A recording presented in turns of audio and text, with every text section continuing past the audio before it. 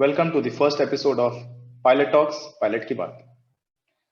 I am Captain Vijay, Master Mariner, sailing onboard chemical tankers. I am very much active on social media platforms, sharing my knowledge and experience. Recently, I had made a small video on the correct pilot boarding arrangements without the use of D-shackles. The video was recognized internationally.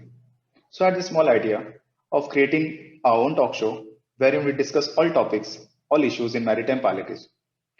I contacted Capt.Gajanan Karanjikar. He's the president of All India Marine Pilot Association, AIMPA. To my surprise, he very much liked this idea and gave his full support. And here we are in this first episode of Pilot Talks, Pilot Ki Baat. So let's not wait. Let's get Captain Gajanan Karanjikar, my co-host, on board. Good morning, Vijay. How are you, Thank you sir? very much. I'm doing great. All right, sir. First of all, sir, thank you very much for your support in giving me this opportunity to host this beautiful show. No, you're most welcome. I saw your video on the pilot ladder and unusual use of D-shackles on that, and it prompted me that if we can have, various aspects of piloting and pilot ladder safeties, overall safety and security of pilots, then it will be a nice thing. So thank you very much. Thank you to you because you have, putting a lot of efforts in making those videos also on tankers and all that. So I think I have found the right guy now who can take this forward. Thank you so much, sir. Thank you so much. Let me just share some statistics of our social media platform. Like I've been using Instagram, YouTube, and Facebook these days most often. So in Instagram, we have about 1 billion users every month. Every user spends about 30 minutes on Instagram every day. In YouTube, we have about 2 billion users, and average user spends about 11 minutes every day. And the Facebook is the most popular one. We have about 2.7 billion active users, and it's the third most visited website, second most downloaded app, and then user spends about 34 minutes of time on FP every day. So basically, the intent of this show that I discussed with you was to use these social media platforms to a maritime pilotage community advantage, and then we'll upload a content which will be easy to understand, convenient to watch. Let me introduce AMPA just briefly. There was an accident in Mumbai port in August 2019. Yes, where a very senior pilot, Captain VP Gupta, he lost his life while climbing down the ladder. Okay. Now, this prompted basically a safety issue with the pilot as to, and somebody to stand with them. We means the group of mariners, we realized that there is no pilot association in India to cover all pan-India pilots. The opportunity was seen there, the scope also was there, and we thought we will agitate the pilot ladder issues initially because it is a low-hanging fruit. And there are a lot of lacunas. I mean, if I tell you statistics now on our side that almost 60% vessels visiting India are non-compliant on the pilot ladder. That's a huge thing. There is 60% potential in Indian waters today of pilot having an accident. So there have been many accidents happening. I mean, we realize that pilots don't report the accidents. They are not reported to the port. Ports doesn't, take it forward again. So we thought we, as an anonymous body or as a recognized body also in future, we would do this kind of work, pilot safety and security. Thus, the safety and security became our motto of pilot, and we launched the association. There are no memberships we are collecting so far because we want to do a lot of groundwork first, and then we realized that the pilot. I mean, it is not only the safety and security of pilot, or not only pilot ladder, but there is entire safety of navigation in port. Basically, safety of port and infrastructure, environment, national security. Everything is going to be, at stake if you let this subject does not get its, the due from the administration, from ministry, from everyone. AMPA launched a social campaign, and this is how the journey started. I'm very thankful to community that they've been very helpful to me. I mean, whatever we have done, governing council so far under the name of AMPA has been well recognized, and administration itself praises, our efforts. So that's the kind of a receipt we get of doing good service. AMPA has to cover a lot of ground still in India. And then the thought came in mind recently to our mind that, that AMPA shouldn't be just organization. It has to be a movement, where the safety of navigation in port, harbourfront matters in the port should be taken care of. AMPA also in future, wants to get involved in accident investigation, because we don't have an accident investigation agency in India. And investigation agency and the rule-making body is same. So that could be a little bit, a conflict of interest there. Okay. So we need to find the improvement platforms, and that's how this video talk is going to help, because AMPA publishes journal every month on 15th of every month, and it is very informative. We've got 8 volumes out so far. Okay. And we have about 1,600 subscribers to that, and it goes to all European bodies and IMO, and we are having the efforts put in to create in the Ministry of Shipping and everybody else, just to create awareness. And these videos, these pilot talks, as our Honorable Prime Minister says, pilot ki baat, like his Man Ki Baat program, if it goes to the, even common man, we will be able to generate the, kind of awareness in them, make them aware as to what pilots are about. This is not about aircraft pilots, or this is not about these are very maritime pilots who are so much involved in import, export, and supporting the trade. Even in this pandemic, only the ports were working. And entire port machinery ecosystem, which is the pilot, is an inherent part of it. He's an important cog in the wheel, and he was, and all the pilots were working. And so it must be feel very proud that this has come to this stage now. And I'm really thankful to you for taking this up. And it's a good idea again to do a fortnightly publishing of these videos. And there are many topics which come to my mind now. And of course, we will discuss them. And we will get the industry stalwarts who have been there, done that, instead of reinventing the wheel and trying to find solutions ourselves. We will ask the people who have done it and been there, done that, for the pilot transfers, with the not only safety of navigation in port, but also safety of environment, as to what all needs to be done, with respect to the pilotages, improvement in pilotages, use of the pilotage units and things like that, so there is a lot of scope to discuss. Thank you so much. Well said, sir. Well said. And again, it's my pleasure to be a part of this, as organization, and do something for a pilot community as well. As discussed, sir, we'll be uploading this video, for our viewers on 7th and 21st every month, and we'll be inviting, as you said, various guests from maritime industry, pilot organizations, and we'll be discussing various topics. A few examples, pilot ladder dangers, safe transfer arrangements, master pilot exchange, BTM, BRM for pilots, human factors, which is very much ignored in IMO, etc., etc. And I always reiterate that it is not only pilot, it is also a port official which boards joining, signing of crew board. So everybody who's using the pilot ladder, his life is at stake if the pilot ladder is not rigged properly. A lot of people are activists about this dangerous ladders Facebook page, which is incepted and run by Harry Palmer. He's been a pioneer. In India we have many pilots who are working towards it. But they have limitations, being in government job and being in a port environment job. That's why we said, okay, we will take this forward in order to ensure that no other pilot falls from the pilot ladder under the watch of AMPA when the AMPA is existing. That is our motto, and we are working towards it. And definitely this video or talk show, Pilot Ki Baat, Pilot Talks, is definitely going to help in this vision, sir. Absolutely, I have no doubt, because you see, people, not everybody reads. I mean, we have very important articles being printed in AMPA journal, and not everybody reads. So this kind of medium, I give you the free hand to put it on any social media, and every social media it can reach all over the world. Idea is that people see these things on the go, and people understand the repercussions and importance of the pilot transfer as such.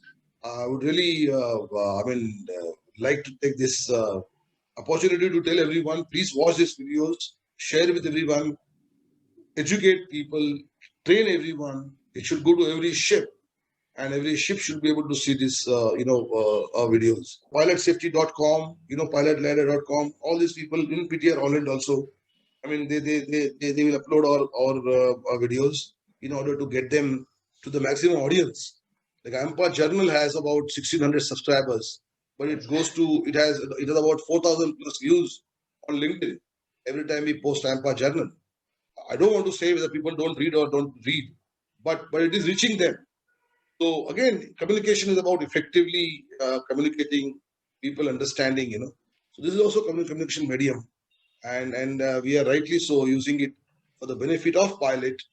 The AMPA is formed by pilots for pilots. It has got that kind of a involvement of pilots, and I would really urge people to take advantage of these videos. All right, sir. So in this first episode of Pilot Talks, Pilot Ki Baat, we will be having an esteemed guest who will be a mentor and a guide in this vision. He is a fellow of Nautical Institute. He is a principal consultant with Marine Consultancy Group Private Limited, Australia. He has developed human factors based various programs for past 25 years, including BRM course, professional development, advanced marine pilot training, and proficiency checks for marine pilot.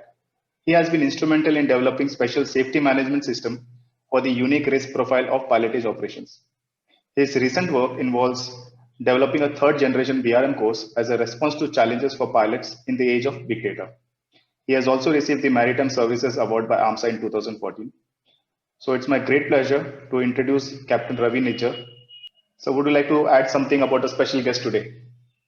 Sure, absolutely. I mean, I consider him as my mentor, personal mentor, as well as, he's guiding AMPA to a great extent. We did our first ever webinar in India on reconceptualizing the Indian maritime pilotage through his guidance. And it was a great success. Even we received a lot of appreciation from port officials and administration, and also from all people who are in government. So I think involving Ravi Nijjer is a good idea, and he will definitely be a guiding force. He is the one who has revamped the entire pilotage training scenarios in Australia. There were unfortunately 5-6 accidents in Australia in 95, 96. So that's where they went into investigating. So let's not talk about what he has done, and let's hear from him as to what he has done and how that can prove a guidance to us in the community, as well as the port administration and ministries, to take this due cause of safety and security of pilots, maritime pilots. Thank you. All right, so let's not wait and let's get Captain Ravi Nijjer sir on board. Yes. All right, sir. So first of all, I would like to thank you. You have been a mentor and a guide, and I would really take this opportunity to welcome you, to be a part of our show. Thank you. Very happy to be a part of the show. This program is based on, Modi ji's Man Ki Baat. Like we want to put Pilot Ki Baat. So simply looking visibility to it. Yeah. So there we are, sir. You can have your thoughts on this, please. I mean, if you want to say something about this talk show. No, it's a very good idea, because mostly the people don't read so much these days, and they listen though, and so this might get a bigger audience with this format. All right, I got my command last year, and being a master mariner, we are not much associated with the pilotage community. So I just happened to see the latest AIMPA webinar, and there I went through some topics, and one of the point which was the fact of India to reconceptualize the maritime pilotage was identified. So what is what can be opinion that it can be to in India we can revamp this whole system? The only thing I can say is that we face the same problem, because what you have in India is what we had in Australia. in the 19th century, the British Empire expanded and they developed a whole system of trade between their far-flung colonies. And there was marine insurance, there were ships, and then one of the critical jobs used to be marine pilotage. So this job was mainly held by an expatriate Britisher, and it was considered so strategic that just not anybody could be a pilot. You had to have your sort of proven loyalty to the British Empire. And the first Indian pilot on the Hooghly was actually first pilot was Captain Daniel, and he was recruited in 1936. He was still piloting when I worked briefly on the Hooghly 62, 63, and he retired a few years later. So pilotage was something that it was, because it was strategic, it was done by an expatriate Britisher. And that was also true in Australia. This was a job held by expatriate Britishers. And it continued till the 80s in Australia. And then in the 80s, what happened was that it's just part of a whole thing of awakening in Australia. We had the highest court of appeal used to be the House of Lords. So I can't tell you the exact year, but in the 80s, that was no longer the case. The highest court of appeal then became a court in Australia, Supreme Court, I think it is. And so there was a kind of, I would say, an Australianized, they felt that they could stand on their own legs and manage it quite well. And also the condition, all the courses we had here everything we did was in lockstep with the British. And if they moved, to 1 inch to the right, we moved. The system was just a complete copy. And then the conditions in Australia were different to England. So here, an Australian captain, a captain on an Australian ship, for example, he had to have exemptions. And if you couldn't get exemptions, you couldn't take the master's job. So that's the way it was here. And the economics of running an Australian ship. The Australian ship owners used to pay for the masters, for people going to their master's ticket. They'd pay for the whole course, and it was very expensive. And so they started looking at what was in the master's course. And one of the issues that came up is that, how much of it is about piloting? And the answer was resounding zero. So the first thing they did, they actually employed somebody from the UK, which was the standard response.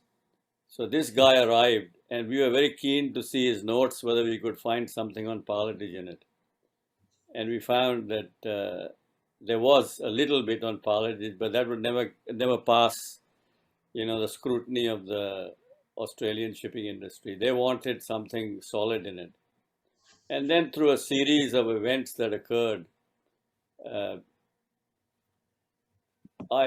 ended up rewriting the Master Class 1 course.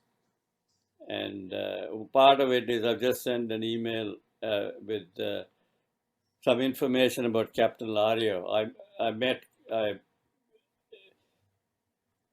What actually happened was that the AIMPA Congress in Melbourne in 1988, the person who was supposed to give the keynote speech was a professor from Japan, and he was supposed to give his speech was on technical innovations and their effect on marine pilotage. He fell sick, and then because the conference was in Melbourne, and the year before I had written a paper on a study on GPS for maritime, for marine navigators, the first one anywhere in the world. There was only 6 or 7 satellites up at the time. So we had to actually time the whole thing so that we had enough satellites for positions. And so they thought, well, it's about technical innovation, so get this person to do it. And so I presented this keynote speech at the Congress. And at the Congress, I met the Scandinavian Hans Hedestrom. And he invited me to Scandinavia and I met Captain Lario.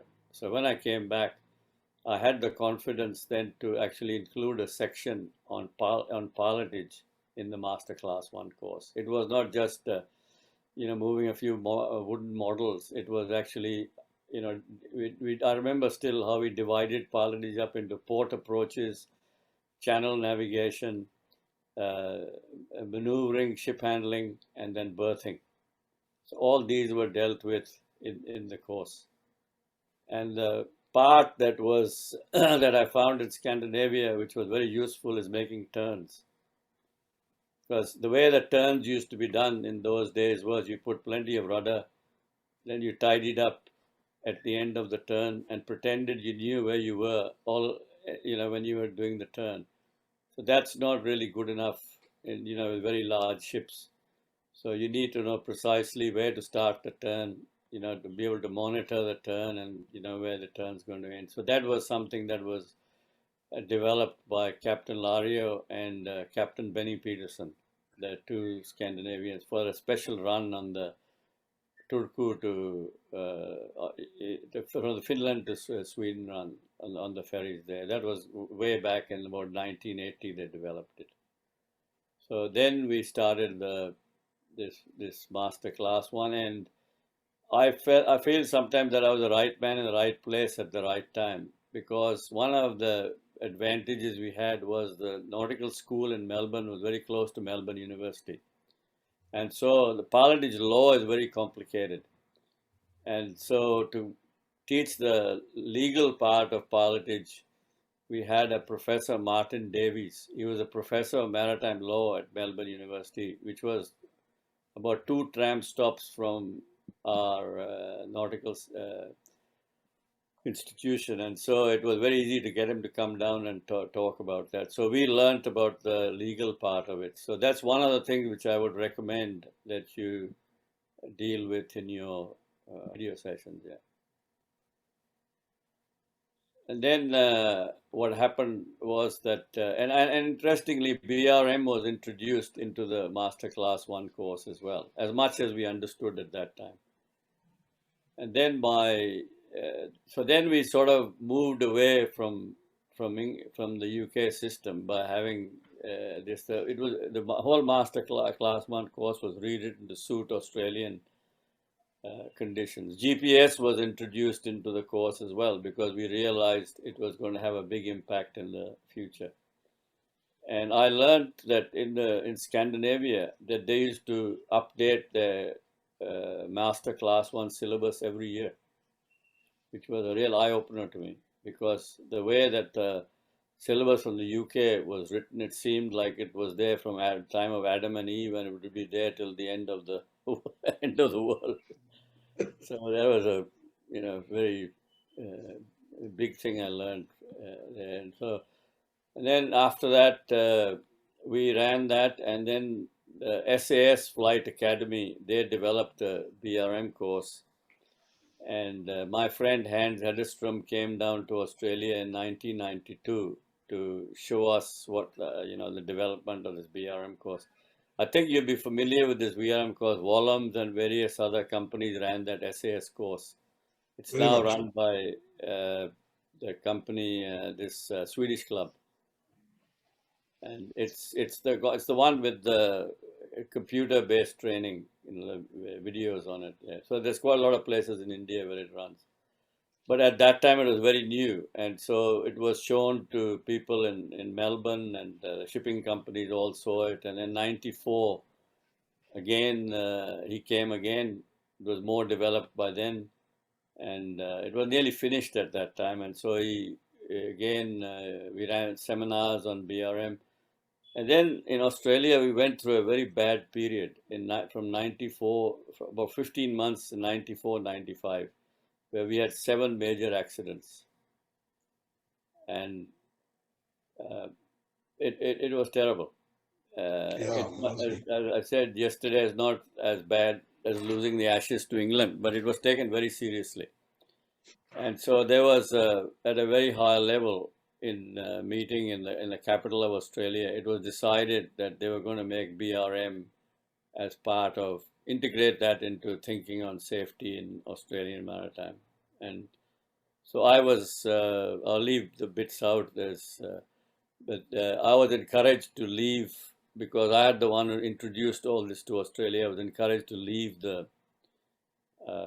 this nautical institution in Melbourne and take up this task of, look at the pilotage system in Australia. And so then I left in 1995 in September. I was 53 years old at the time and put in charge of this. And the vehicle was to get everybody to start thinking, get a kind of baseline, common baseline was to use the BRM program. So what we did was we ran it like a military campaign.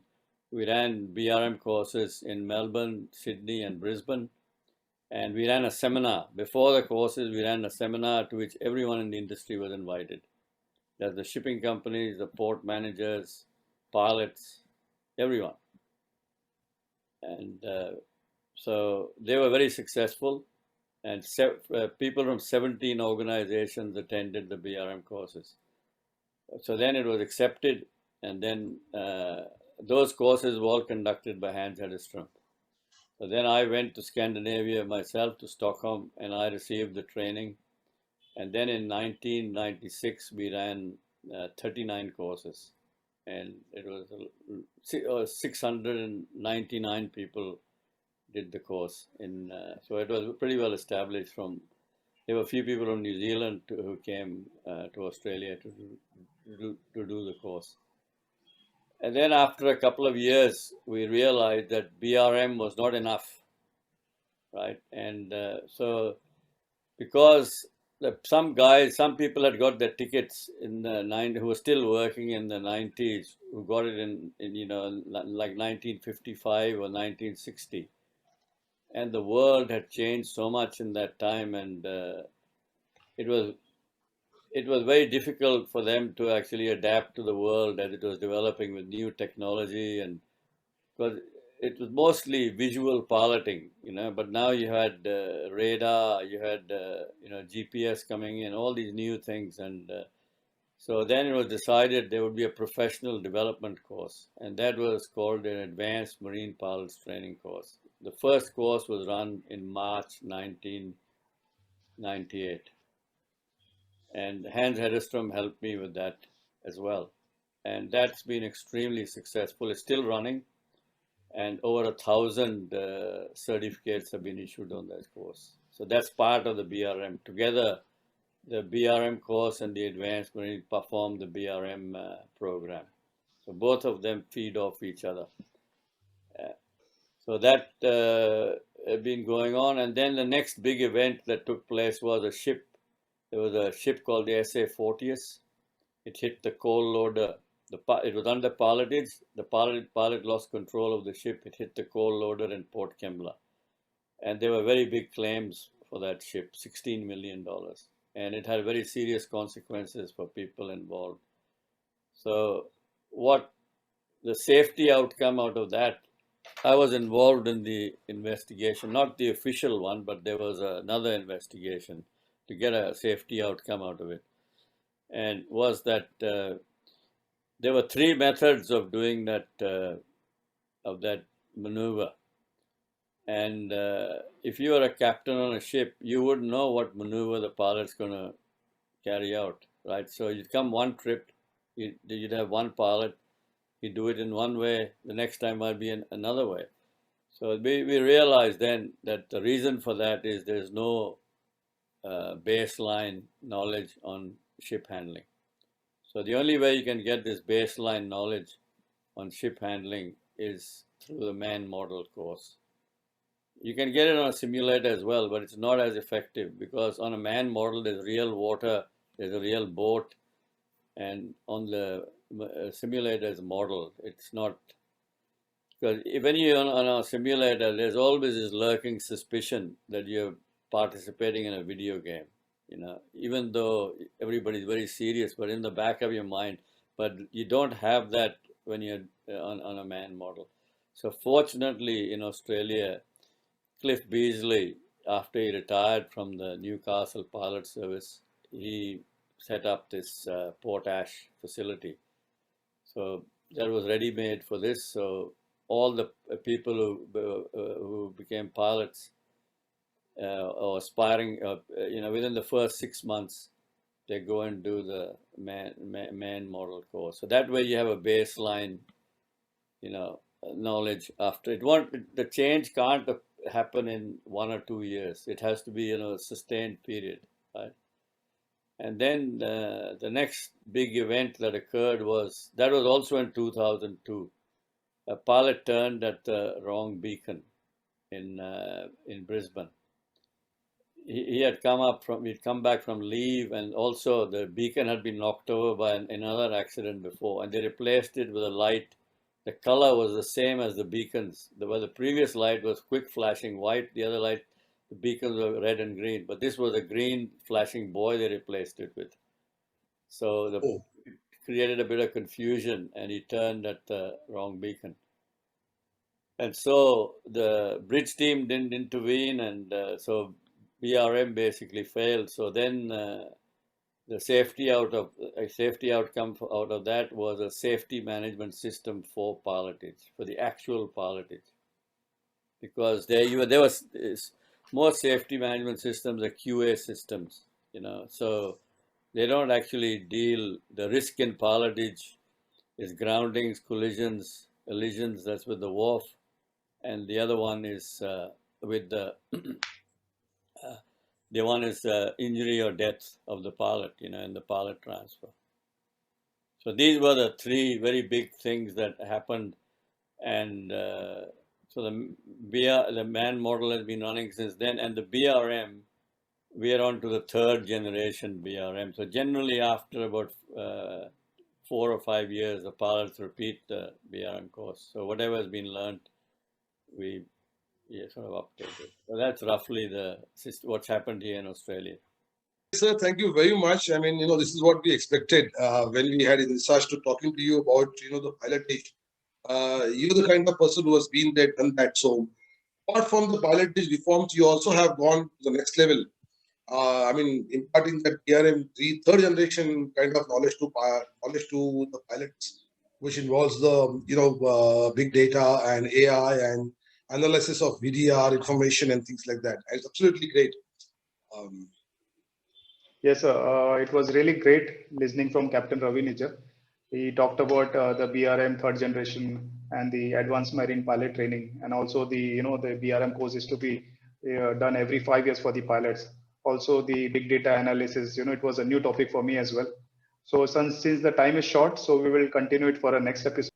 Yeah, sure, absolutely. We should again call him on second episode of our pilot talks, Pilot Ki Baat, and in that we'll definitely pick his brain again on some of the things what that he wants to share. I'm sure he has got a lot to share, and again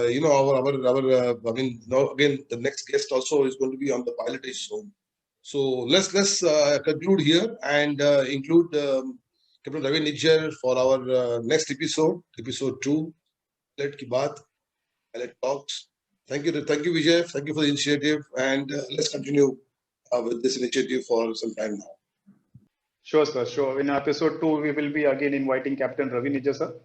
And at the end, I would like to thank our viewers for watching this episode. Stay tuned for the next episode. Till then, stay safe. And this is Captain Vijay and my co-host, Captain Gajanan, sir, signing off.